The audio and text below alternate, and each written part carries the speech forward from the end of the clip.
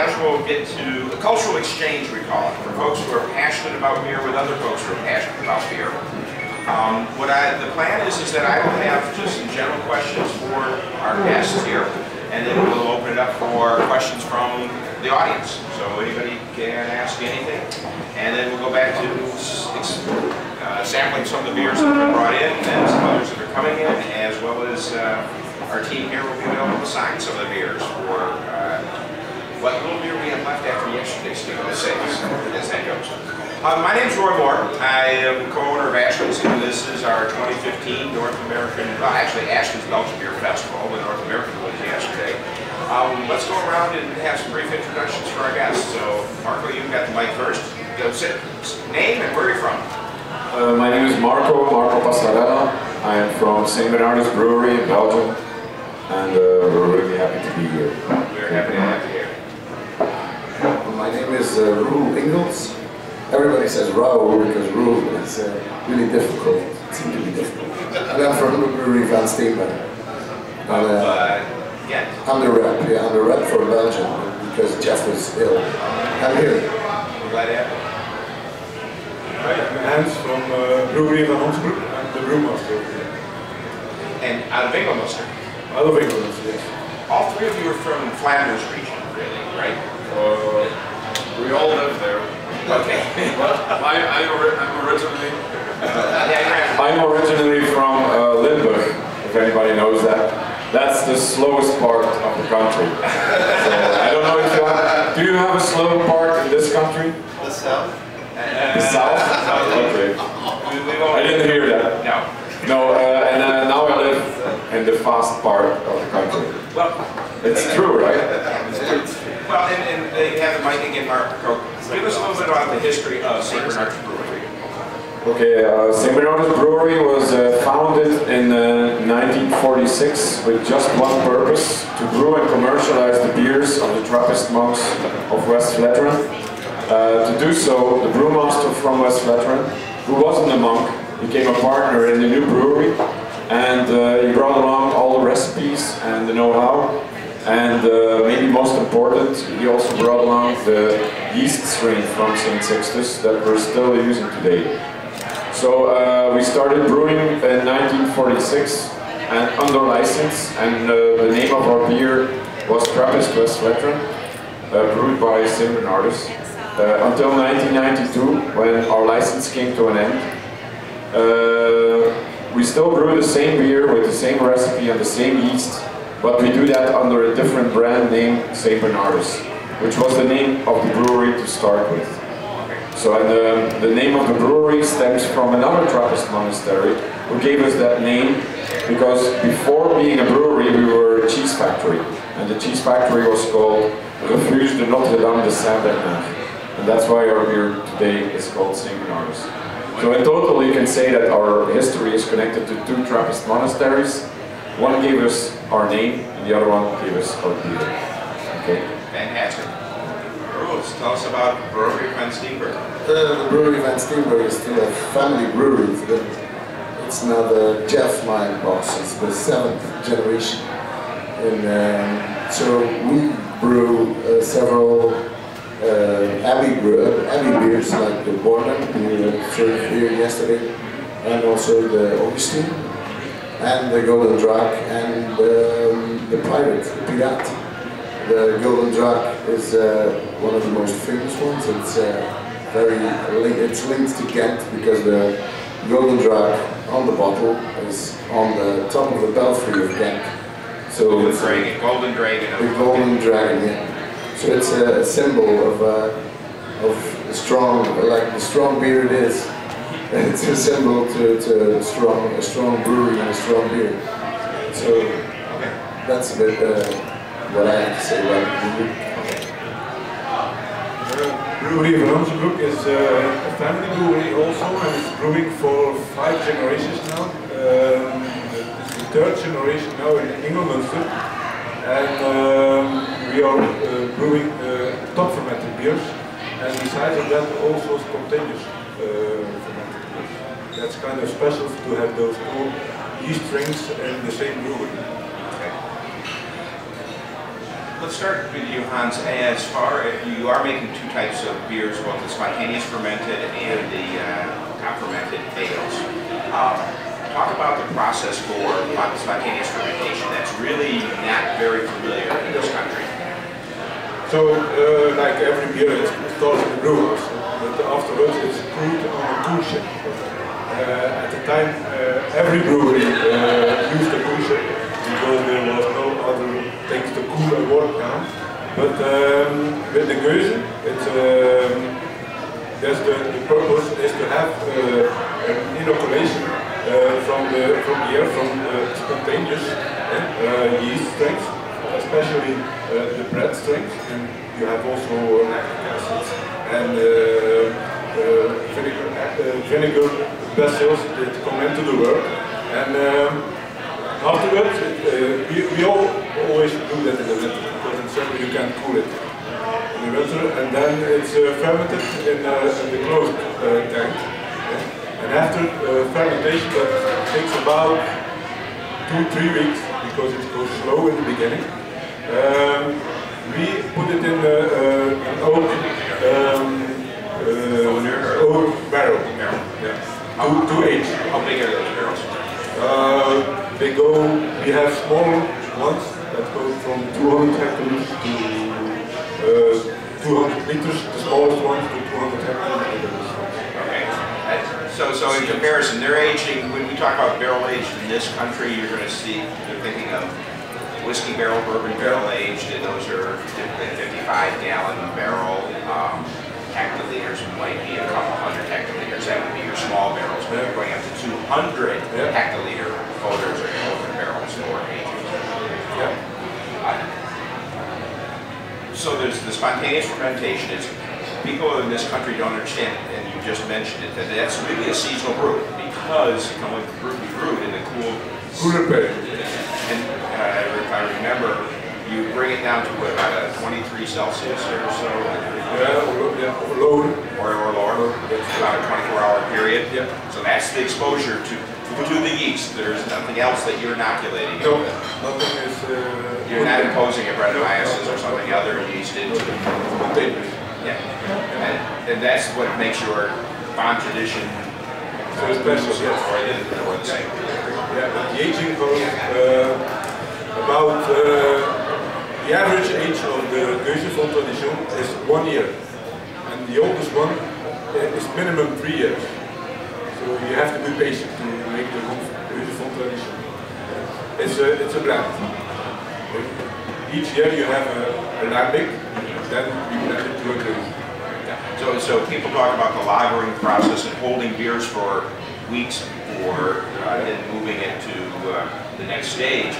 The Belgians who are handling these brews and sour beers are aging literally for years before they start doing a blend. And then the brewmasters that you do the blending? Yeah, I do the blending. So you're doing this tasting and sampling to see if the beer is ready. If the beer is ready and to maintain the same quality. The consistency, so that this year's Spawn Tradition can be different than the other years. And so sometimes you have to leave the beer to age longer, or you say, no, now it's ready. I say minimum 3 years, but we use Geuze lambic for 4 or 5 years if we want to have the same taste. Okay, so the blend changes also.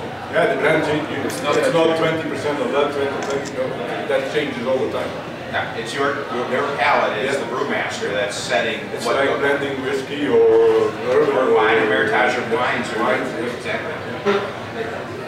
We have a challenge in this country where craft beer is exploding.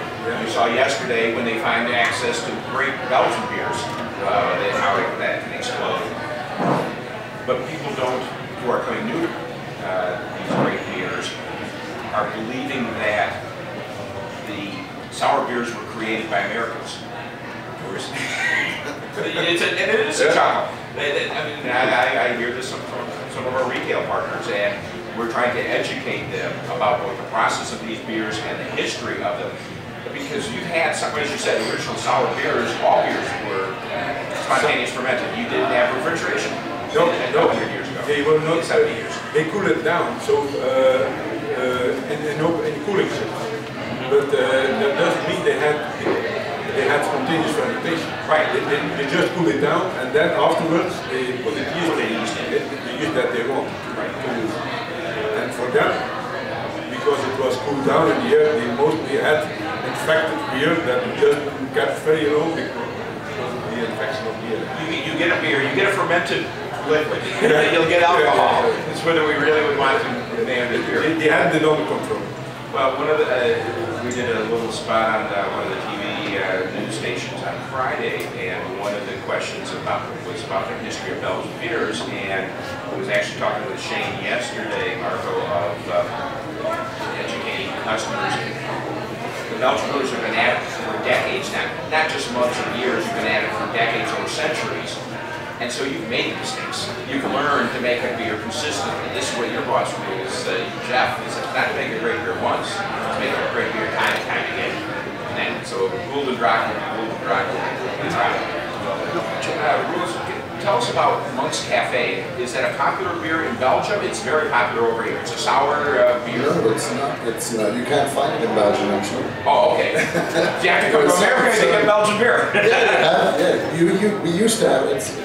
We used to have a Flemish brown. It's like the Monks comes from that Flemish brown, but that wasn't very popular. We played the part of Rodendraak and Pirat more than the Flemish brown. So, but no, if you want to drink Monks in Belgium, sometimes I can give it to some festivals who want something special that they can't have in Belgium, and then there's Monks, but otherwise in Belgium you can't find it. Well, I think it's also fair to say that in general, the selection of Belgian beer in America is bigger than in Belgium. So a lot of places here in America carry as many Belgian beers as possible, and there's not a lot of pubs that we do that in Belgium. So I think it's fair to say that definitely from some smaller breweries you can find beers more easy here in America than in Belgium. Well, let's expand on that, because your beers are, all three of you, we serve your beers year-round. They are incredibly popular with our guests. We also focus on the seasonals, but how do you look at the American market for your beers? I mean, is the opportunity for here, or what do you think about when you look at the American market? Well, we've been selling here for over 15 years now, and the market, or what we sell here in America, has grown over all the years. But I have seen a shift I've been in the brewery 11 years now, and I've seen a shift let's just talk about draft beer. In the beginning, it was like 80% of the draft lines were special beers from Europe. Let's say a lot from Belgium, a little bit from Germany, and then some beers were from America, but maybe only 20%. I've seen that change over the years, where we have come to a point where American beer and local beer has pushed us a little bit aside, and there's maybe like, instead of 80%, now we're maybe down to 10 or 20%, depending on the region. So for us, it's been maybe, as a total, for all the Belgian brewers, it's not been so easy to sell Belgian beer in America, and that's why we're so fortunate that we still were able to grow. You know? You were telling me yesterday about a special packaging that you're working on, specifically at your brewery. Tell me some of the history about that. The big bottles that you're making. Oh yeah. Sorry. Well, I found some really big bottles, 6-liter bottles. I think it's 1.59 gallons. So it's a really big bottle, and I thought it would be nice to do about 60 of them. And I made some labels, and nobody wanted to do it in the brewery, so it was left over to me. And so I created something really nice. I hand signed all the bottles. I gave them a number. And then I showed it to our American importer, And immediately they said, okay, let's do a pre-sale on it, but we need definitely 500 of them immediately. So I shot myself in the foot by doing that, because then I was 2 days a month. I have to, first of all, you have to clean the bottles and leave them for a night. Then you have to throw the cleaning, all the water. You have to empty it, and then you have to put the beer in and cork it, and then it goes into the warm room. And when it comes out, you have to clean every bottle individually with like a spray. Yeah. And then put the label on that I hand signed and put a number on. So it's a lot of work. And so far in the past 5 years, we've sold about 4,000 of them. So my little project of making 60 bottles has become something a lot bigger than that. So that was kind of, you know, but it's very good marketing, because it's a bottle, whether if it's full, if a shop owner or a bar has a bottle, they will put it up on as a display, and everybody will notice our branding on the bottle. And when the bottle is empty, you cannot throw that away. It doesn't fit in the glass, so you have to keep it somewhere, and probably it'll be somewhere on display as well. So I think it's good publicity. Okay. Well, it's also great beer. Are you putting in Act 12? Yes, I'm sorry, I forgot to say that. It's Act 12. Yes. What is the holding time of Act 12? What's the shelf?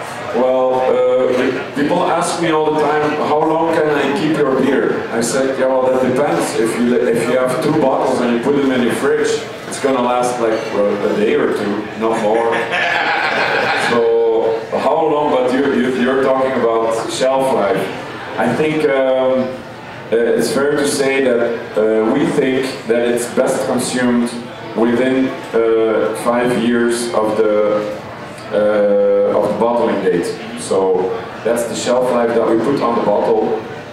But there are people who really like the aging process, and you know, I've drank 20-year-old Act 12, and it had still had a nice thick foam layer on the top, and it didn't go away immediately either. So, and the beer was pretty good, but I don't think you can drink 5 of them, you know. It becomes very, very robust. Well, your 6-liter bottle is for a good friend's party to celebrate when you open that one. Definitely. About shelf life, and generally you can say that darker beers have a longer shelf life than pale beers. And it's all about an oxidation process. And the darker beers with the dark malt, they have a kind of metallization. So it's the evolution process goes better. And with triples or pale beers, the oxidation goes in the reverse. So you have a paper or a carbon taste after a while. And spontaneous fermentation, this is another story that you can keep for 10-15 years. Because in the Belgian you have higher sugars, and the bread, he can ferment those higher sugars, so he keeps the beer alive in a slow way, so you can keep it for 10-15 years. Well, all 3 of your breweries have, I believe, bottle conditioned or cask conditioned, re-fermented beers that you're providing, which is uncommon in this country. Most American brewers don't make, they pasteurize and bottle or package, and out the beer goes. We do a cask ale festival where we're dealing with cask conditioned beers, but almost all the Belgian beers that are coming into this country, or a high percentage of them, are bottle or keg re-fermented with they're living beers. They're living beverages where the yeast and their sugars are still present. Hans, share about the making of the Creeks, or the making of Rouge, which is a fruit and flavored infused beer. That's in fact the basic beer for the Creek is a Gueuze.